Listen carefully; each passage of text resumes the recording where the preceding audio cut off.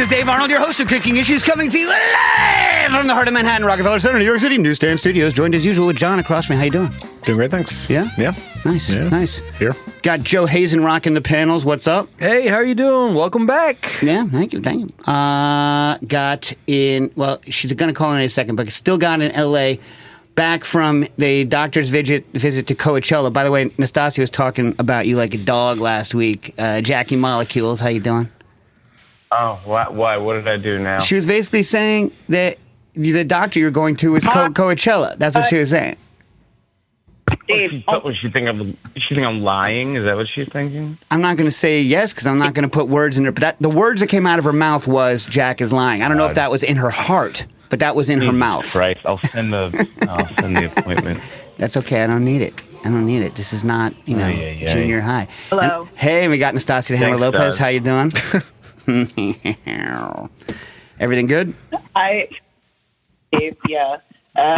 It's not Coachella. It's just not Coachella. Oh, Justino's sake. Okay. I'm never going to go in my whole life. I could call it pigpoop.org. It doesn't matter. You know what I mean? Anyway. What?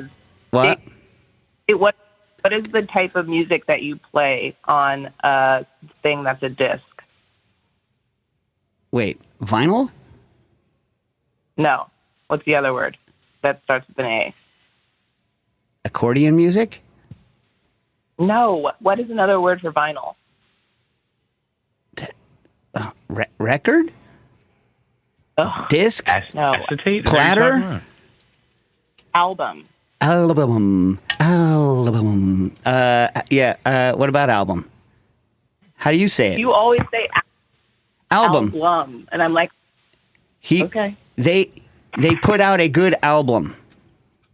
No. Heartbreak City was a great album. It's not album. Okay. And in the upper left, we got ourselves some Quinn. How you doing? Hey, I'm good. Yeah. Yeah, nice. So did you not go to Coachella?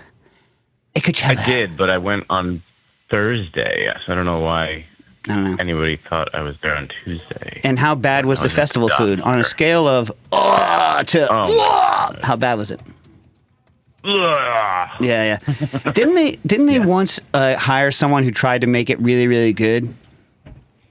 Well, yeah, they do this like outstanding in the field dinner, which I've covered. I covered for the old network. I did sort of interviews about that. The Voldemort network? It's fine. Yeah. It's like, it's like, it's like a 4 or 5 course seated meal.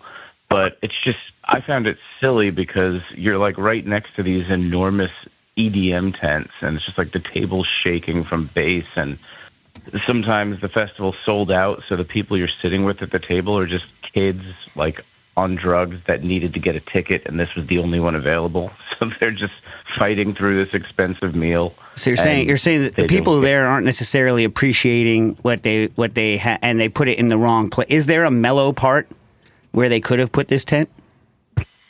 That was many years ago I had that meal, so I don't know if they've improved it, but that was my experience back then. I'm trying to imagine a young Jack Inslee hating on EDM.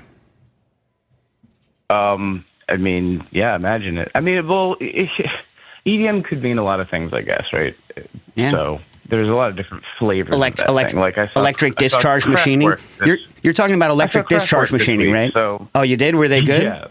Were they good? They're fantastic. Are they alive or are they mannequins? No, it's one remaining original member, but then they've sort of rotated people out over the years. Is it one 95-year-old person and then 2 teenagers? That'd be amazing. No, they're all very old. So. But do they have like actual supports holding them up on stage or no?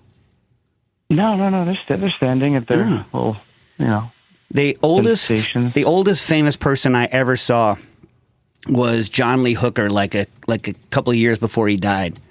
And the only time he stood up was when he went on the stage. When he got off the stage, he was on a chair the rest of the time. And I was like, okay, fine. You know what I mean? Good. Got to see. Yeah. It's not also it's like he could have been playing. I guess maybe he always kind of played sitting down. Maybe I don't know. Maybe he wasn't a standing kind of a guitar kind of a fellow. I saw Ray Charles when he was soup dupe old too, but he was at a piano, so that's why. You know what I mean? Like if you're seated at a piano, you're not expecting someone to get up and do like Jerry Lee Lewis shenanigans at a piano. Hey, piano player, you know who here's someone who lived a lot longer than I bet you thought he did. If you had to guess how old Fats Domino was when he died, you would probably guess pretty young with a name like Fats Domino and being alive all back in the day and being a rock and roll musician. You know what's funny? I was just talking about him just the other day. Didn't he pass away during COVID? Yeah, he lived like for a long time. Wow. He was like there was a weird thing where he was found on his roof. Yeah, well, during Katrina. Oh, Katrina, right. He didn't die during Katrina, but they thought he was dead. People were like posting, rip Fats. And he's like, still here. Still walking through New Orleans. On the roof. I mean? Yeah. And and he was much more influential than people kind of gave him credit for because we only know most people only know the Blueberry Hill song, which is good.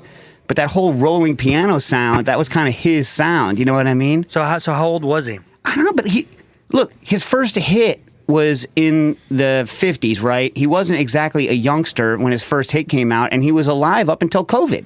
Oh, wow. So, dude had to be, as we say en français, old. Mm-hmm. You know what I mean? Mm-hmm. I'll say old. Yeah. Vieille. Vieux. Vieux. Vieux. Très vieux. We're going to get into some Francophile crud later on. But did you see any good you saw Kraftwerk there? I know they were playing in New York.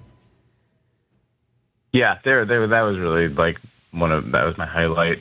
So how much does a ticket into there cost? Because it cost the cheapest seats in New York were over $100.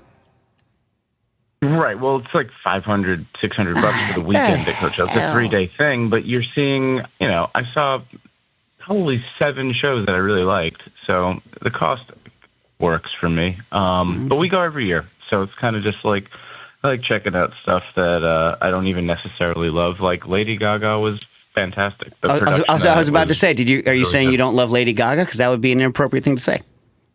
She's great. I went to school with her weirdly. Come on. Really? My freshman orientation buddy was dating her. Like before she was Stephanie. So what was she like in high school? Just like a singer-songwriter that, had posters all over school about the show. She played like the bitter end and all that, but it was not what she became. It was very like, was it girl like at the piano. Weepy high school stuff?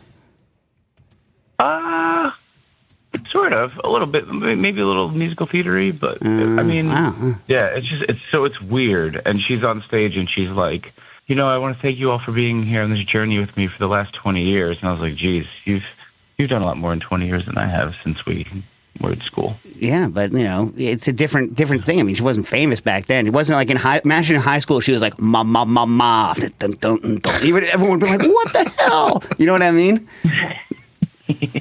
Her dance anthems are fantastic. You know what I'm saying? Yeah. Like, Lady Gaga has, say what you like about her, right? Fantastic dance anthems. I mean, you could just sweat yourself to death on some of those tunes. You know what I mean?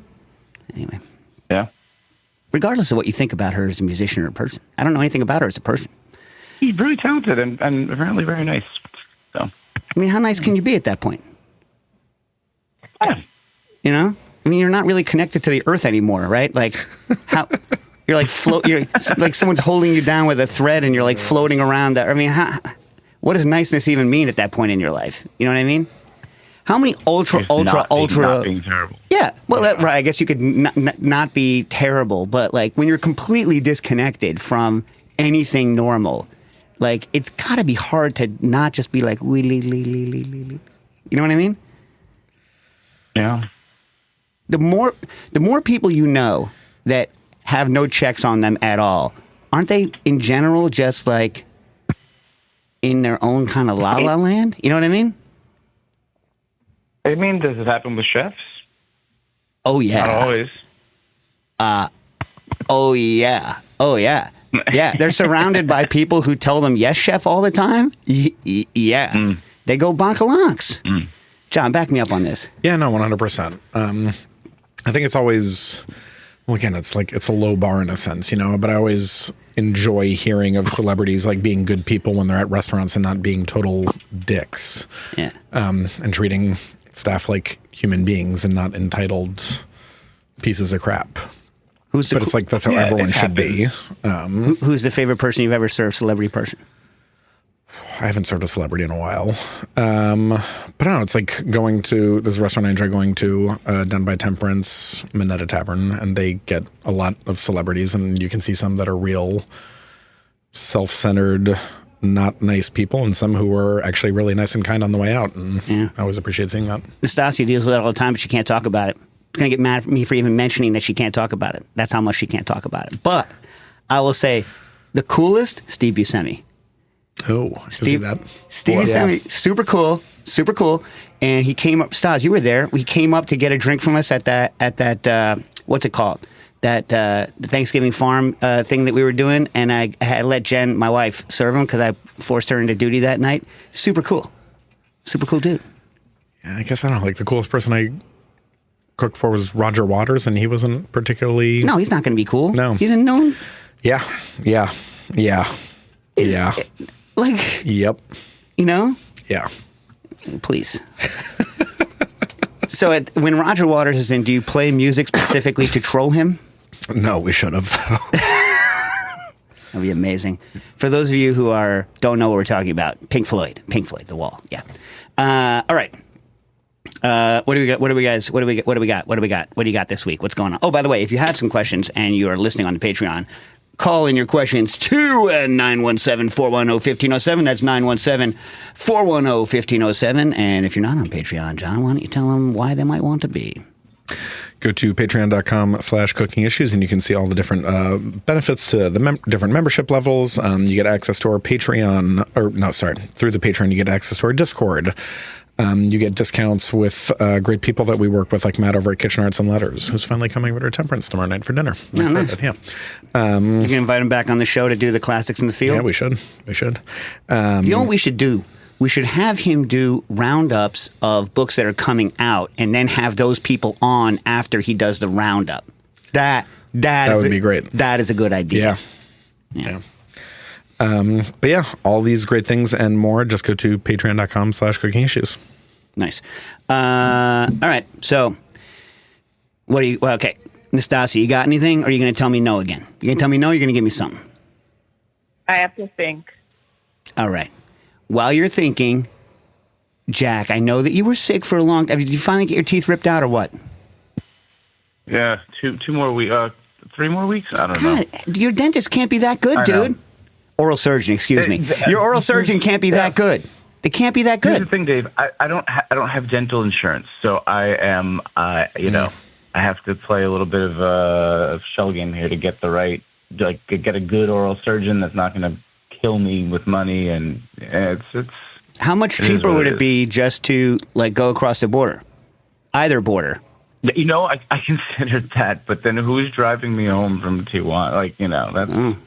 I already brought up the cars once, but you just brought up who's going to drive you home tonight. You brought it up. You brought up who's going to drive you home, not me. So, but you could stay over. You don't need to drive home the same day. I mean, I have work to do. I can't just go to Tijuana. Okay, all right. I mean, I wonder how much cheaper and better it would be down there, though. Probably a lot. Apparently, yeah, a lot. I think. Yeah. But my mom's visiting this week, so I can't do anything. Does she drive? Not well, I mean. All right. All right. What about you, Quinn? I know Quinn's got something for us. Anything more on the butter roundup, on the Spinzall anti-butter roundup? Yeah, I did ask people on Instagram what we should call it. Do you want to hear some highlights of their suggestions? I like that you're only going to give me the highlights, which leads me to wonder what are the lowlights. I kind of want to hear the worst suggestions first. Well, I mean, I don't want to call anyone out. Do it. Okay. And by the way, whoever is about to get called out, this is Quinn's opinion that you're the worst. Not ours. I'm kidding. Quick, go ahead. I'm not going to name names. All right. I'm just going to tell you. Because no one could look it up on Instagram. Okay, go ahead. Yeah. Butt Future. That was one. Wait, Butt Future? Future. Fuger. Oh. I was thinking, no. Yeah, that doesn't work. Butt Future? I like anything with butt in it. But not. No. Okay. All right. What else you got? Heavy G Cream. That's kind of good. Heavy G. Yeah. All right. Heavy G. Because of the high G forces. Yeah. All right. Yeah. Centrifuge, which doesn't make sense, but although now I'm thinking, is there some sort of, could we get cocoa powder into the cream and somehow make some sort of like solid fudge cream? Now I'm thinking about it. I tried something like that a while ago. The cocoa powder goes to the edge of the rotor, and the butter still goes in. Right. We need to somehow. I wonder what you could do. Yeah. Astro butter. That was interesting. Why Astro though? Because I don't know. Because everyone likes Astro World, the Travis Scott album. Spludge. Not feeling that one. Spludge. I can't even say that on the radio more than once. If there was an FCC, we would be knocked out right now. What else? Buttersall. I like the spirit of that one. Yeah. Doesn't trip off the tongue though. Butterfuge. Like that's similar to the first one. Right, but you got to remember, but without sounding like but remember the issue I had with all these before is that if you say that it's butter, you're going to carry with it the idea, unless it specifically is making a distinction with butter, because the emulsion is not inverted. So for those of you that have no idea what we're talking about, if you put cream, heavy cream, high fat cream into a centrifuge and you spin it, you get a butter-like solid that is delicious. Even Nastasi will agree it's delicious. It's delicious. And something that resembles kind of skimmy milk stuff, or milk right out of it. But it's not, we don't think, inverted. So like cream is, the continuous phase is water-based, and in butter, the continuous phase is oil-based, butterfat. So it is a solid but liquid continuous phase thing is what we think is happening. Anyway, so, all right, so what else you got? This is a good one. I don't think we would get a stick, but just the gloss. The gloss? As though it's like, is it going to open for the weekend? The gloss. I don't know. Like lip gloss? The gloss. I don't know. Here's my issue, whoever put that out. It's relatively matte in appearance. It is not, it's not like as shiny as butter. It is relatively matte. So if you've ever painted with casein as a pigment, it's got that kind of like, or if you've seen those like whitewashed buildings, it's got a matte kind of appearance to it. You know what I mean? It's not shiny. Doesn't have the shine. Hyperchurn. Hyperchurn. You like hyper. I know you're pushing. You're a hyper guy, but to me, I like hyper cream or something. I don't understand how the word hyperlink ever happened. To be honest, I mean hyper, like hypersonic, means many times more than, right? Like hyper, like more than, much more than. So like, why is a hyperlink? Why is it called a hyperlink? Why did that become an acceptable thing to call it? And then everything became hyper. It's not more than butter. It's different than butter, right? So like, I don't know. I can't co-sign on hyper because it's just sputter. Yeah, I don't think we can call it sputter. Yeah, all right. What? Yeah, can't call it sputter. First of all, it just sounds like someone spitting in your food. And sputtering is a thing, and this is not made with a sputtering technology. You know what I mean? Yeah. All right, what else you got? Roto butter. That's kind of cool. Yeah, I don't hate roto butter, but except for the fact that it's not butter, people. So what of cream? If you call it cream, people are going to think it's pourable. Just call it solid cream. This doesn't sound delicious. No, it doesn't. Sounds like something happened to it. Yeah. Bad. Solid cream sounds like I had an issue when I was going to the bathroom. Solid cream. Sounds bad. You know what I mean? Doesn't sound good. No. Sounds bad. I think it's back to the drawing board. So far, the only ones that you came up with was anti-butter that I'm okay with. What do you folks think? I'm the only one weighing in here. You guys are like silent. I'm not sure. I haven't heard anything. Yeah. So none of you... If we're catching... By the way... I just keep thinking of that word they said in Star Trek. Was it V'ger? V'ger. Because they misspelled Voyager because the OY... Like, somehow some computer from, like, 1973 gained consciousness. Good luck. you know what I mean? And then, like, it's got, like, 3 chips in it. It's got, like, 2 transistors. Suddenly it's like, I'm here, I'm V'ger. 4-bit. Yeah. I'm coming back. But that movie was bad. The first Star Trek movie was bad. It was some boring... I was a young kid, so maybe that had something to do with it. But I was, like, so excited to go see Star Trek. We go to the theater. I come out, I'm like, that's it? That was the movie?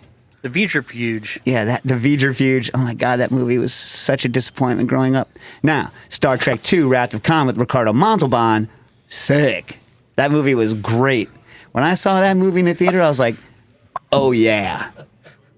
Oh, yeah, that's a movie. First of all, Ricardo Montalban, not a young man at the time, so sexy. Have you seen that dude's chest in that movie, dude?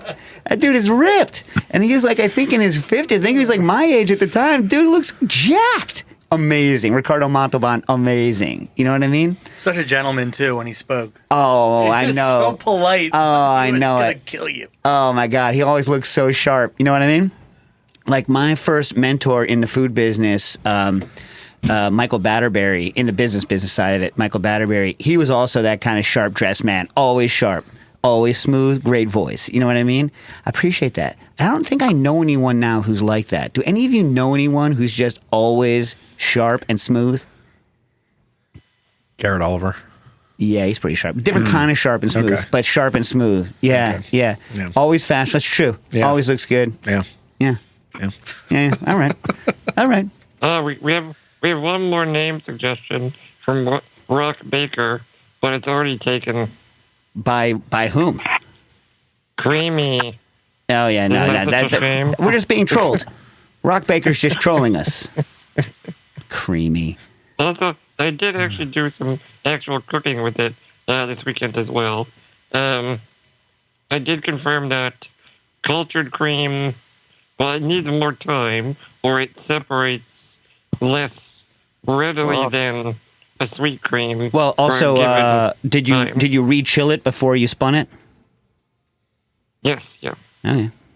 All right. I was about to lay into you. You saw that ahead of time, and you had the fully chilled cream because when you're doing it, make sure it's obviously cold. But I've also had some issues. How did it taste though? Tastes really good. I mean, San Francisco garlic and noodle. Where wait, what? I stir-fried. Wait. Sorry. You lost me. It went from cultured butter to San Francisco garlic and noodle. What's the connection between those two items? Well, San Francisco garlic noodle is like a stir-fried noodle with butter, garlic, various, like, soy sauce, fish sauce. Right, but how do we come to be talking about that? You use this product for that? Is that what you're saying? Yes. Now let me ask you this. Why? Like, what made you think that this is the killer app for this product? Well, I did... Basically, my normal recipe has a certain amount of butter. Uh-huh. So I stir-fried with the clarified butter. And then the rest of the butter was the actual, Spinzall cultured cream. And I mixed that with the dark soy and some cheese. And that's part of the recipe.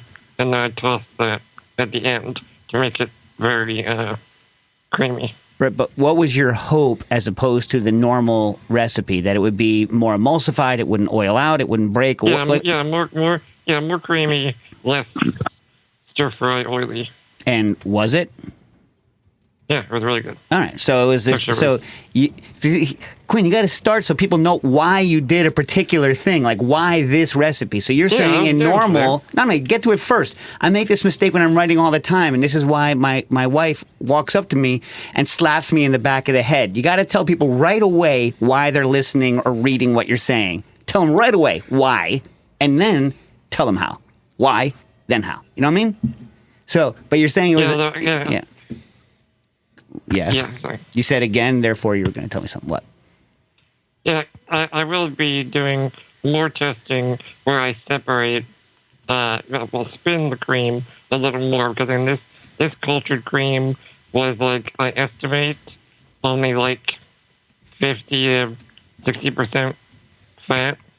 There was definitely more toward the cream and less a butter-like product. A Butterloid. Listen, it tastes really good. How have you run you said you ran the test. So we were talking before last week, but he hadn't had time to run the test yet. But I know he said he was running the test. So we're trying to figure out kind of what the yield is. Like it's difficult to directly measure fat content with the equipment that Quinn has at his house, or that I have at my house, or that anyone has at their house, right? So what I told him to do is take the product, whatever we're going to call it, anti-butter or whatever, like, heavy G or whatever we're going to do, and weigh it very accurately, then put it in a low oven and do, almost like you were clarifying it, and evaporate all the liquids off. Then when you know exactly how much has evaporated off, you can assume that that's the vast majority of the water, and presumably if you haven't put the heat too high, the milk solids that are in it will not have scorched out too much, so you assume that they have the same weight they did before, and you just estimate that the milk solids proportion that's left will be the same proportion to the water as it would be in skim milk. Understand? Make clear?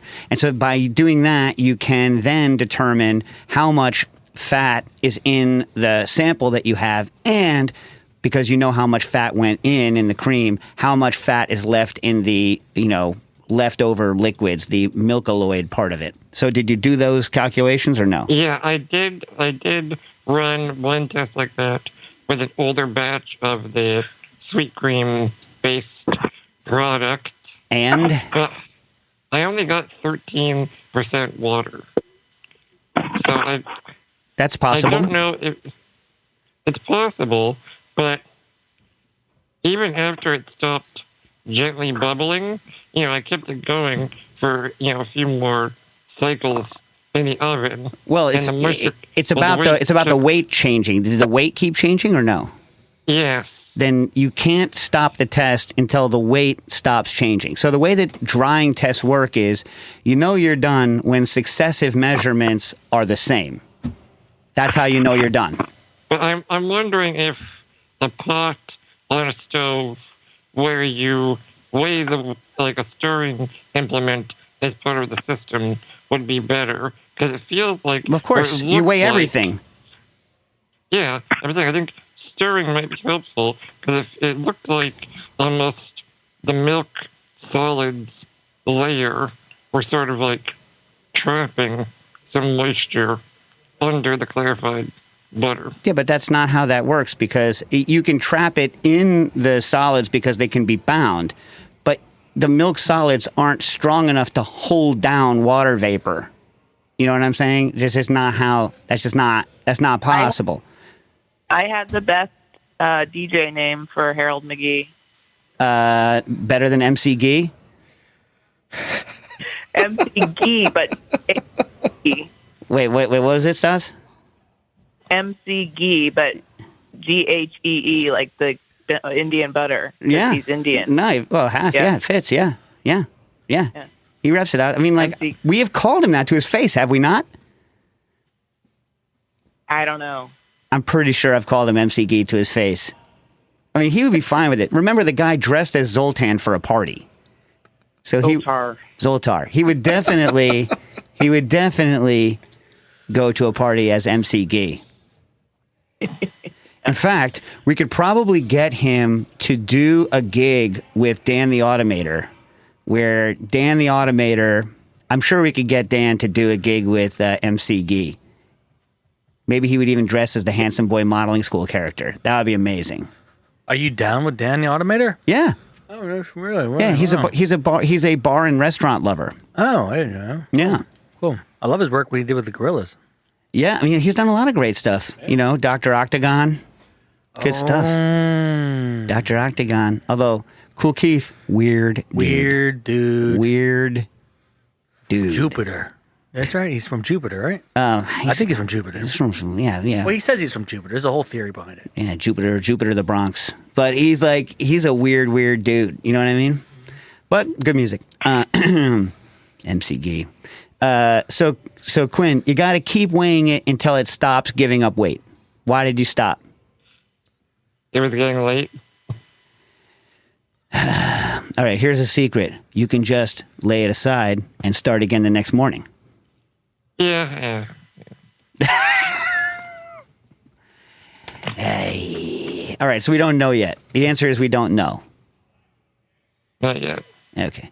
But you definitely didn't lose a lot, because otherwise your number would have been much higher. If you had lost product, your number would be much higher, and it was a relatively low number. Yeah, no, I was very careful that it didn't get spilled.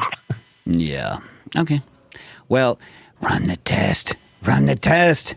We're trying to tell people about a new technique. We got to give them some numbers, Quinn. We got to give them some numbers.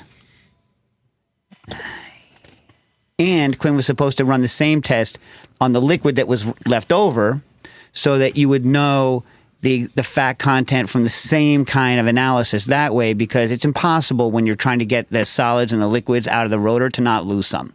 And then how are you going to guess with any sense of accuracy, whether you lost more solid or lost more liquid, or boop beep or boop boop or boop bop? The one thing I will say is I'm going to assume that there is very little evaporation, but it is much better to just do an evaporation number in an oven with the solid part and the liquid part. So maybe next week we'll have that information. By the way, Chris Young is going to be, so Nastasia the Hammer Lopez is going to be in studio next week. Is that correct? No, 2 weeks. Oh, 2 weeks. 1 week, 2 week, all the same. So next week is just the same as normal? Yeah, that's what I do. All right, 2 weeks. We have Nastasia the Hammer Lopez, and then also maybe calling in or live? Chris Young. Chris would be calling. All right, one of you, by the way, is clicking like a mother. One of you is a click monster. I'm going to kill you. It's annoying. All right. Got some questions in. Hi, Dave and crew. In some older punch recipes, i.e. the Grub Street Punch Royale and Wondrich's Punch Book, where was Grub Street? I didn't realize Grub Street was an old thing. I only think of the website. What was Grub Street originally? Where is Grub Street? Why doesn't some of it get published in New York Mag? No. If it was in David Wondrich's Punch Book, it was before Grub Street, the website, right? Because Punch came out, or is it a recipe that he wrote for Grub Street, the website? In other words, is Grub Street in the same way that Cannery Row is a particular place, and a lot of places have it? No idea. Is Grub Street a place? It's a website. Yeah, sorry. You know what I mean? Yeah, I don't know. I realize that it's a website. Yeah, I don't know. I know, but I can't think of anything else. Yeah. Yeah. Did they name the website after an historic place that, for instance, had a Probably punch? Not. Grub Street. It's catchy. First of all, using the word grub for food sounds like I'm eating maggots. I hate that word. It's nasty. It's a terrible word. Yeah, you know what I mean? I agree. Grub. Although I will say, to each their own. Hervé Tisse, the clown prince of food science, he hates the English word food because it sounds bad to him as a French person. The English word food. I'm sorry, it just doesn't sound bad. I mean, I speak English. I say the word food all the time, and I'm okay with it. You know what I mean? Yeah, as if French words don't sound bad. Come on. Yeah, I know. Why does everyone say French is such a pretty language? Jack, talk to me. Why do people say French is such a pretty language? I'm the wrong guy to ask. I can't speak a lick of French. You know who we have right in front of us here is Jean. That's right. He loves his French. It's the most romantic language in the world. That's what they say. Which they? All the days. Pepe Le Pew says it. Yeah, Who else says it? Like, by the way, Pepe Le Pew should totally be canceled. Oh, yeah. Oh yeah. Has he been canceled? Do Why? they still? What? He's so handsy. He he's forces French. himself on all the cats. He's French. Oh man. Oh, Stas. Oh, jeez, Louise. Really. Stas is like, I'd do that. Pepe Le Pew, I'd do Yeah. that. Yeah. Oh, gracious. All right. How the heck do we get on that? Grub Street. That's how we got on it. All right. Grub Street Punch Royale in Wondrich's Punch Book. They call for ambergris. So it looks nowadays. So ambergris, by the way, for those of you what don't know, is a fatty deposit that is pooped out of sperm whales, and according to accounts, there's a book you can read on it. I have not read the book, but for those of you that are interested, you can read Floating Gold, A Natural and Unnatural History of Ambergris by Christopher Kemp. But apparently, when it's so you can get it from killing the sperm whales, which is why, and just because you're not allowed to trade, I didn't realize this, but you're not allowed to trade in ambergris at all because it comes from an endangered animal. So even though it's poop from an endangered animal, in the same way that you're not, did you know you're not allowed to own bald feathers? Yeah. Did you know that? Eagle, yeah. Did I tell you about this? No. So I went to a place called Eagle Beach in Alaska, and there's just eagle feathers littering the beach. Just littering the beach.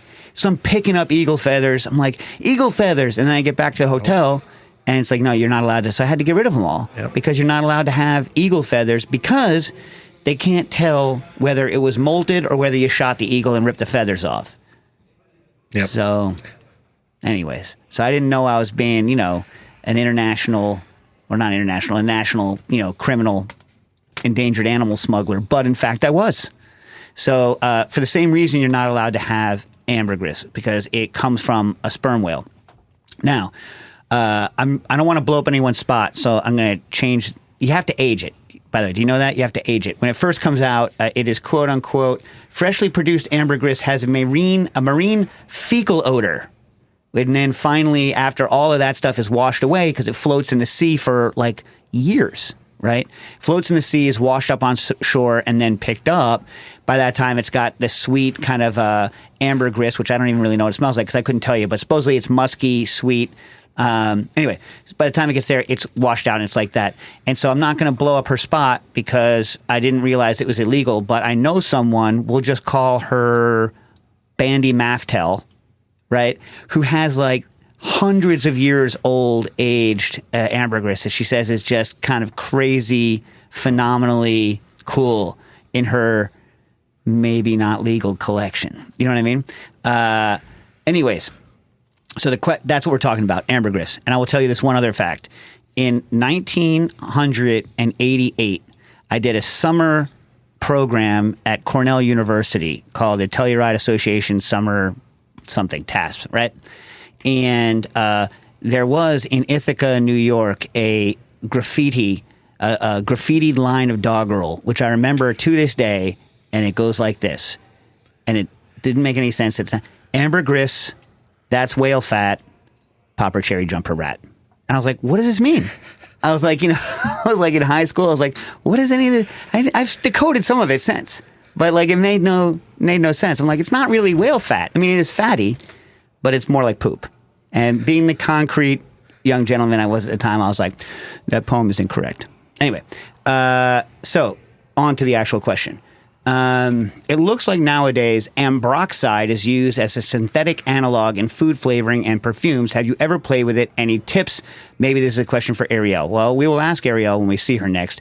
However, I have not used it, but I have gone on eBay, and the trade name for that is Ambroxan, AMBROXAN. And I bought some on Instagram.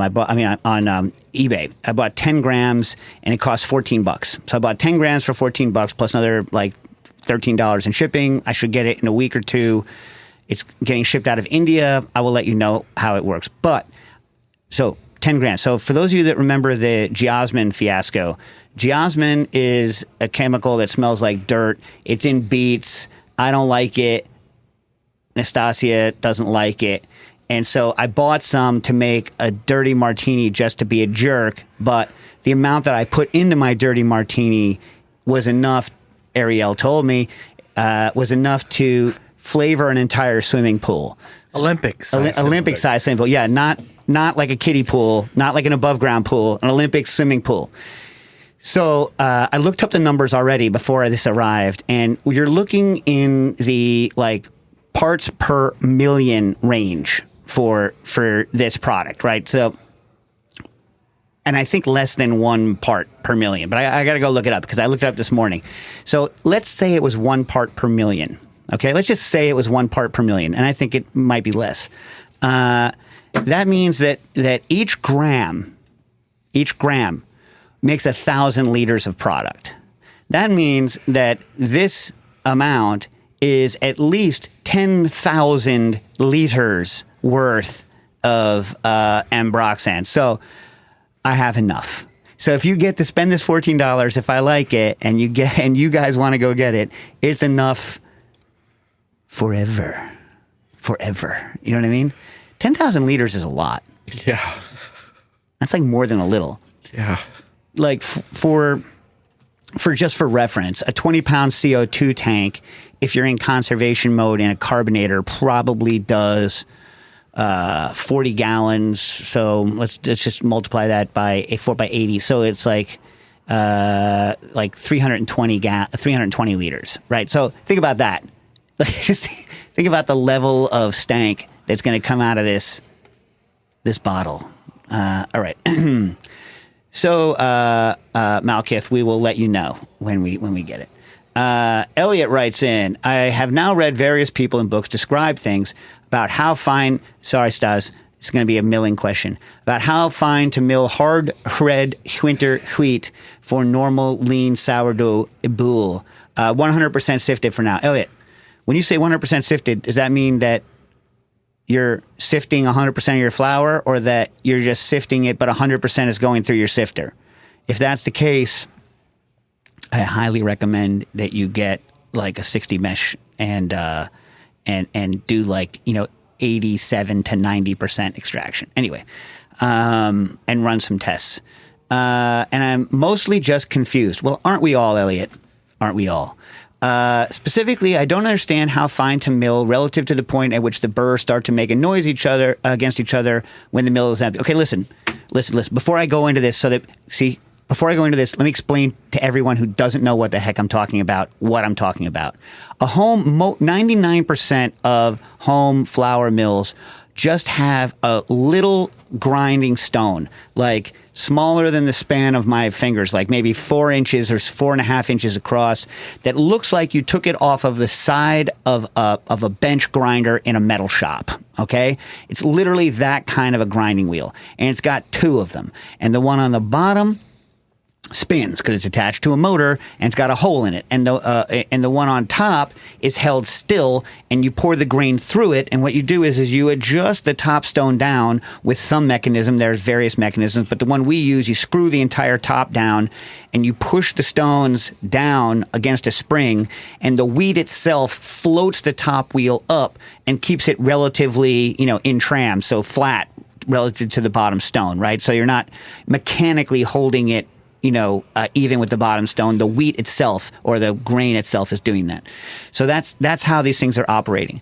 And so obviously, if your stones are not true, if they're not flat, or if they're incorrectly made or whatever, you're not going to be able to get a very fine grind because the stones can't get close enough together to get a fine grind. So we're talking about how to adjust the fineness. And so one of the techniques is to take spin the thing down. And by the way, Elliot, you're in luck. You said you have a Como Mio. I have the exact same mill. So I'm going to give you experience that I've had with your mill, like the one that you use. Although I've done them with many others, and they all have the same kind of idea. So what you do is is you turn the thing finer, finer, and finer until you start hearing this, because the stones are touching, right? Don't run it that way a long time, but when the stones start touching, then you dump your wheat in, right? And then, depending on how hard the wheat is, you either back it up one, so it's a little bit coarser, so that would be your soft wheats. Any soft wheat that you mill has a tendency to smear and glaze your stones, right? So you take it to the and then put the wheat in, back it up, make it slightly less coarse, just slightly, or you're in for a world of hurt. And remember, when you do glaze your stones, clean it with white rice, not brown rice, because you're trying to have something that's fundamentally fat-free and hard as hell. So you want like very vitreous, like white rice. Doesn't take much, half a cup.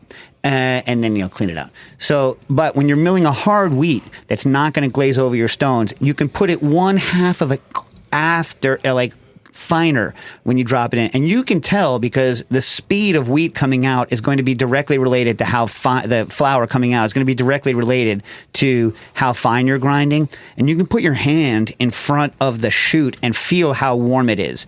And a finer grind is going to be slower, hotter, and have more. These are all related, and you can read the papers on it, right? Slower, hotter, and have more starch damage.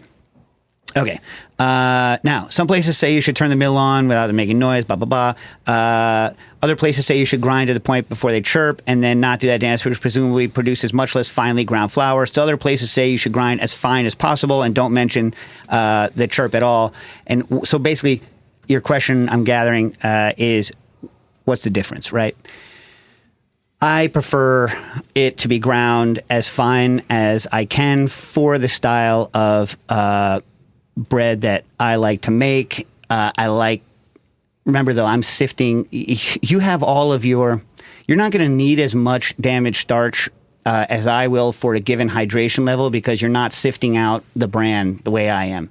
So everything depends. There's no one answer, right? And that's, I guess, the issue. That's why you probably get confused reading stuff all over the net is because if you're not sifting, your bran, which absorbs a lot of water, is going to take some of the water handling capability that I would get out of my damaged starch, but it's going to reduce loaf volume because all the extra bran is going to reduce the loaf volume and also make it taste more brandy. Once you have it in, like my situation where I'm at like 87% yield off of a very fine grind, I need a little more damage so that I can get a higher water content in it to get the kind of bread that I want. So it's confusing just because you're working with multiple variables at once. Is this okay? Was that all right? Yeah. Okay. All right. Andrew L. writes in, I'm spending some time in Paris later this year, and Dave mentioned a few weeks ago that it's a remarkable food city in Europe. I mean, obviously, right? Do we have, and John's going to have more recommendations than I have, but do I have any bar or restaurant recommendations I might check out? Well, Andrew, in fact, the last couple of times I've been to Paris, I've been there with small kids, and I'm not that guy going to fancy restaurants with small kids. It's just I'm not doing that. You know what I mean? Just because I'm not doing that. It's just too much. It's just too much money. But like with large groups, right? Or with people that don't necessarily care about food. But I'll give you some shopping recommendations. I think I've already mentioned them on the air before, but if you like cheese, and I hope you do, Bartholomé on near Rue de Bac stop on the Rue de Grenelle is like one of the great cheese shops on earth. They have a reputation for being surly, but they've only ever been nice to me. Even though I don't speak French, but it's too late, but during Vacheron season, like their Vacheron is amazing. Their Camembert game is great. This fantastic cheese shop. Another cheese shop, if you're going to be there on a weekend when stuff is closed, right? If you're going to be there on a Sunday, a shop that's open every day of the week where you can get some fun stuff is if you're going to be near the Luxembourg Gardens, down near the Place d'Odéon, is I'm going to pronounce this for me. I'm not going to butcher that. Coopérative laitière de Beaufortin à Paris. Yeah, and it's called La or La Coop. Maybe it's Le Coop. La Coop? La Coop. Yeah. So it's a La Coop, and you go there, and it's all Savoie food, but the kind of star of the show is Beaufort. And Beaufort, I've said this on the air before, it's not underrated because people love it, but people don't, I think about it very much in the U.S. And when you go there, they have the coolest cheese slicer because if you were going to do an action movie and there was going to be a chase through a cheese shop, you would definitely murder somebody with this cheese slicer because it's just a giant hydraulic cleaver. So it's a huge Beaufort wheel, which is, big, you know what I mean? Big. And then this thing, and they just step on a pedal and the cleaver comes down and cuts you your perfect piece. And then they can spin the thing underneath it and cut. They're usually cutting like 2 or 3 different wheels at once at any given time, depending on like how old you want. You want the old good one. Just get the old good one. The other ones, just skip them. But they have a bunch of other cheeses there as well. But go there just because Beaufort's a delicious cheese. Now, where else should they go, John? La Tour d'Argent if you want to do fancy. Oh, have you done that?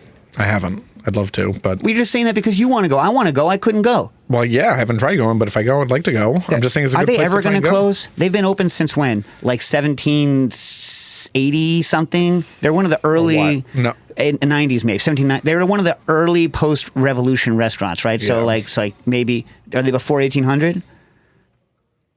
Are they in the 90s? I think so, but I'm not positive. And that means... What do you think? It's Tower of Silver or Tower of Money? Silver Tower? Yeah. Yeah. So you go to the Silver Tower and tell them what they're famous for. Canard à la presse. Yeah. Guineton pressé. So it's like, and I've made that several times. So the pressed duck, have we talked about this on air recently? I don't think so. So the way pressed duck works, it's horrible. Like, please don't get mad at me. This is how it's made. You get a young duck, right? Caneton, right? Young duck. Yep. From Rouen, right?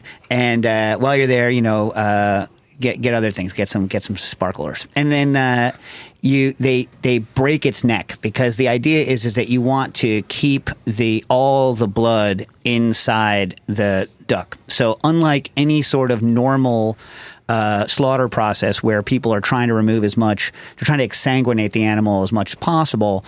When you're making pressed duck, you do not.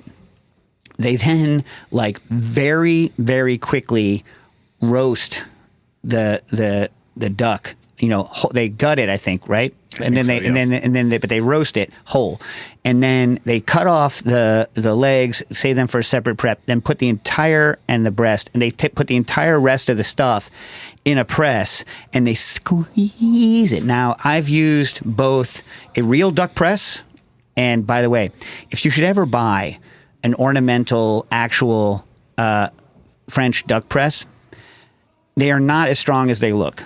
Do not guerrilla force a French duck press because I guerrilla forced one and I snapped it in half. And then we had to the rest of it, we had to all fix it. It was a gift also. It was sad. It was a gift from, I believe, either Andre Soltner, rest in peace, or Sayac to Jacques Pepin, who gave it to the French Culinary Institute. So it was it had some provenance.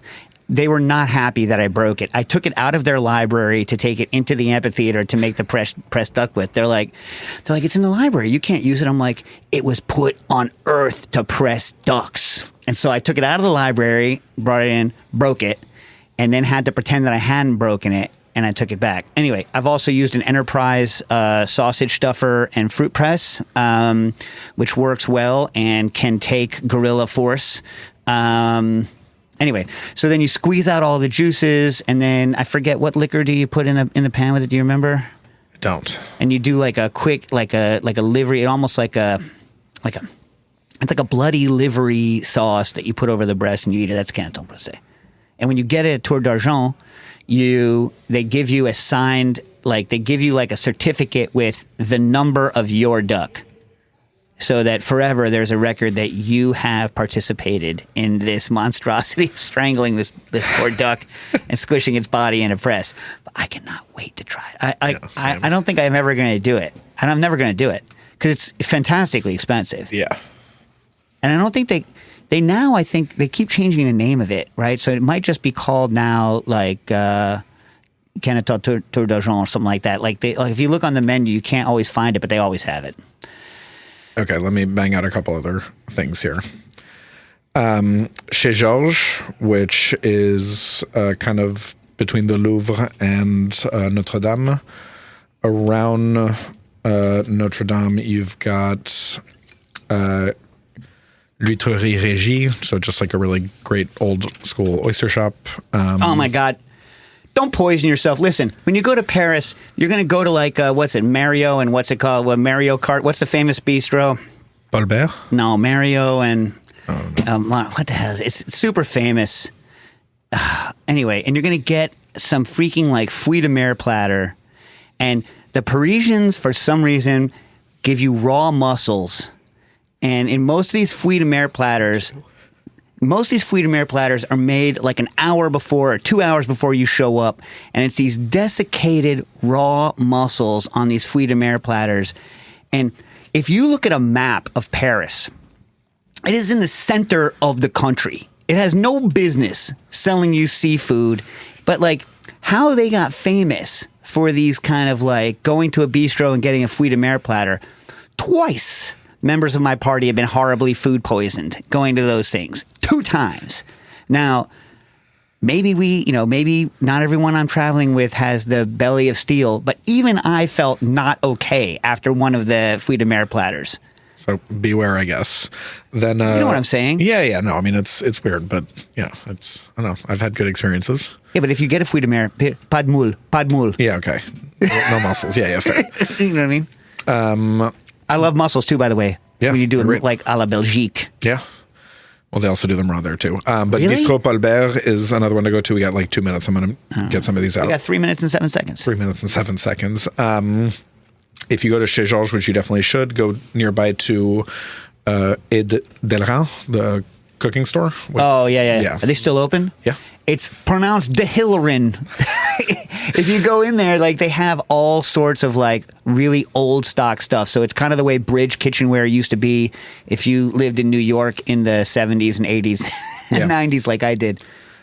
Chez l'Ami Jean is another classic. And then one that I really love and not many people know about it. It's like off the tourist beaten path near the Invalides is called Au Pied de Fouet. At the foot of the whip is what that translates to. And that is one of my all-time favorite bistros. So definitely go check that out. What's the name of the charcuterie shop you sent me to? There's like a couple of branches. Gilles Véraud? Yeah, that's good. That's a great place too. Yeah. Really good terrines and pâtés and things like that. I go to Cédric Grollet's pastry outpost near the Louvre. He's doing some really tasty and impressive stuff there. It's plenty of great places. What do you think about when you go? Where is it? Don't go anywhere where the menu's in English. What about? Do you like their mustard? There's a Mai shop there. Yeah, there is. And do you go there and laugh at their mustards? I mean, I've never been. You've never been? No, I'm kidding. Yeah, I've never been. I know the store and I can picture it and I know where it is. If you're an American traveling in Paris and you have a kitchen and you're going to cook some meals for yourself, go to a gibier and make sure that, because like you can get some interesting like birds and fowl on like with feathers on them in markets in Paris, which is at least you could years ago. Last time I had a kitchen in Paris. And so I highly recommend if you can cook at least one meal on your own, find like some good produce that you might not be able to mess with back here in the States and, get a hold of that. It's always kind of a good call if you want to do that. Right, wouldn't you say? Yeah, definitely. Although the last time I tried that was many years ago and I had to pluck a pheasant. And it is not easy to pluck a pheasant after it's been dead for a long time. You know what I'm saying? It's like I ripped the hell out of that skin. I obliterated the skin. And also I was cooking at someone's house that wasn't done yet. So I had to rip. They had extra floorboards. So I broke up a bunch of oak floorboards and used those to cook the pheasant over. It was a good pheasant, but I'm not going to say it was a pleasant experience. I do not like plucking birds. If I had to go the whole rest of my life and never pluck another bird, I'd be like, you know what? I'm good. Great. I'm good. There's things like that I don't need to do anymore. I don't need to catch on fire again. I don't need to pluck more birds. You know what I mean? Agreed. Yeah. I don't need... Wait. Wasn't it you that told me there's a leak trick so I don't have to hate leaks anymore? No, I don't think so. I'd love to know about it, though, but I do like leeks. All right. But they suck cleaning. Cooking issues.